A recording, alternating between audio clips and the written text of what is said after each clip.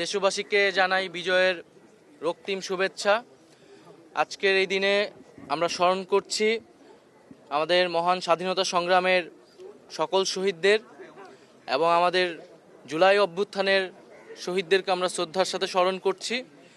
1971 সালের স্বাধীনতা সংগ্রামের মধ্য দিয়ে বাংলাদেশ বিশ্বের বুকে একটি রাষ্ট্র হিসেবে আবির্ভূত হয়, আমাদের স্বাধীনতা অর্জিত হয়।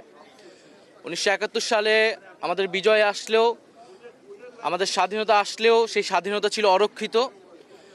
আমাদের 2024-এর বিজয়ের মধ্য দিয়ে আমাদের স্বাধীনতা পূর্ণতা পেয়েছে এবং 2024-এর এই বিজয়ের মধ্য দিয়ে আওয়ামী ফ্যাসিস্ট মুক্ত দেশে জনগণ প্রকৃত বিজয়ের স্বাদ অনুভব করছে এবং ইনশাল্লাহ আমাদের এবারের বিজয় এবং এবারের স্বাধীনতা আমরা রক্ষা করব এবং একটি ফ্যাসিস্ট মুক্ত আধিপত্যবাদ মুক্ত বাংলাদেশ থাকবে, নতুন বাংলাদেশ, এটাই আমাদের প্রত্যাশা।